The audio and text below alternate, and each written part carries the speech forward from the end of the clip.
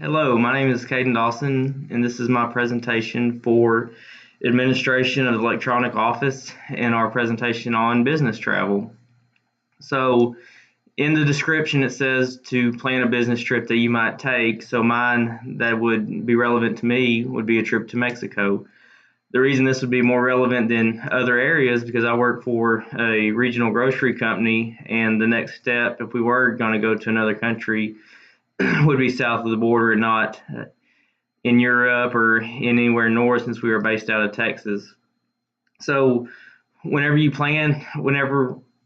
we would go to Mexico, different things that you'd have to consider before you'd even go there is your immunization if you were passed to be able to cross the border.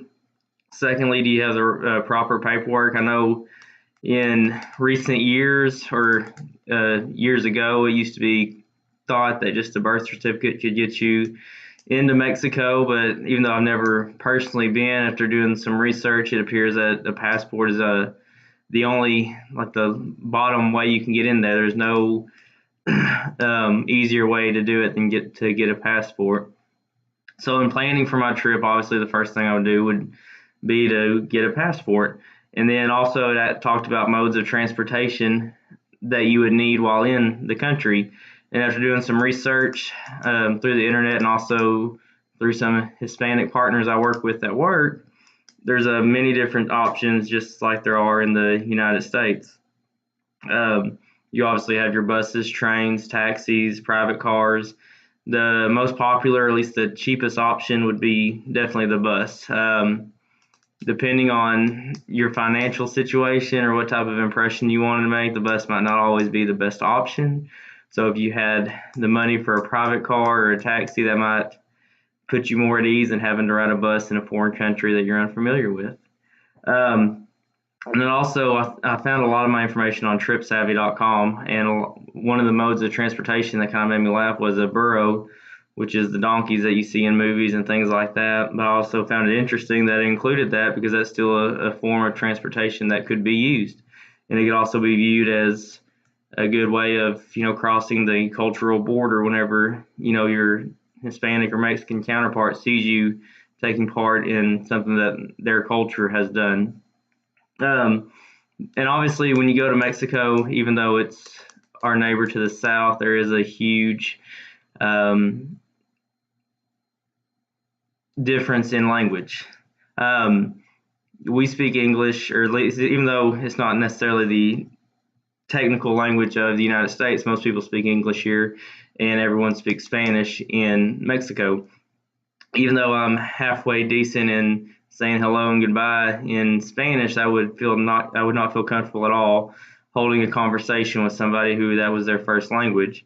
So I would definitely have a translator with me. And also doing some research on a few different websites and with some other people that I work with, that you definitely, if you don't have a translator, you need to hire an interpreter. You should not walk into any situation just thinking that you can figure it out or they'll figure it out, or you're just expecting them to speak your language. Whenever you're going into a new country, whether it be for me, it'd be to open a new grocery store of some form or fashion, you'd want to show respect to them by having somebody who spoke their language to make it easier on them. Also, something interesting I found about the Mexican culture is timing. Something that in our business world, at least in mine, you want to show up on time, if not early. In Mexico and other Latino countries, it's not necessarily of prime importance. The Mexican and Latino cultures put a huge emphasis on their personal life. So it's not uncommon for people to show up 20, 30 minutes late and it not be a big deal or, something, a bad mark against them because that's just part of their culture. A few other things, if you're working with Mexico, is to confirm your meetings on a pretty regular basis. For example, if you set up a meeting 2 months out, you want to definitely call and let them know, probably on a weekly basis, that you're still coming, because until you're actually in the country or until they know for a fact you're coming, they haven't been known to cancel without making notices to the people they're working with. And a lot of the other stuff I felt was somewhat already accustomed to, or we're accustomed to, such as using last names and not first names, shaking hands when you're first meeting and first exiting. And the last thing I'll close with is something else that Mexicans do that I found on TripSavvy is that they do business with friends. So if you put them at ease or able to get to know them on a personal level, you'll have a better chance of striking a business deal with them. And that was my presentation for business travel. Thank you. Y'all have a good day.